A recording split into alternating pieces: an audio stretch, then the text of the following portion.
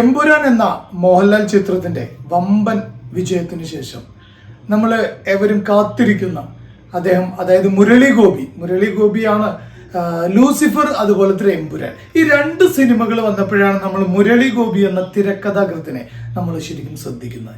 അതിനു മുമ്പും മുരളി ഗോപിയുടെ ഒരുപാട് തിരക്കഥകൾ വന്നിട്ടുണ്ട്.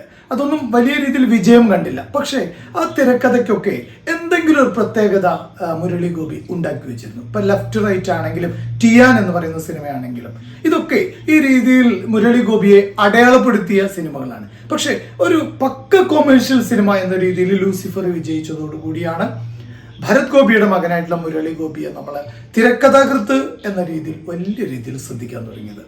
എമ്പുരാന് ശേഷം മുരളി ഗോപി എഴുതുന്ന സിനിമയാണ് അനന്തൻ കാട്. ഒരു മൾട്ടി സ്റ്റാർ സിനിമ എന്ന രീതിയിലാണ് അതിന്റെ ഫസ്റ്റ് ലുക്ക് പോസ്റ്റർ ഇന്നലെ റിലീസ് ചെയ്തു. ഏറ്റവും ശ്രദ്ധയാകർഷിക്കുന്നത് തമിഴ് നടൻ ആര്യ ഇതിൽ പ്രധാനപ്പെട്ട വേഷം ചെയ്യുന്നു.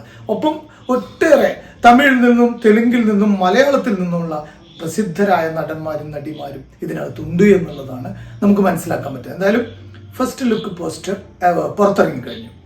അനന്തൻ കാട്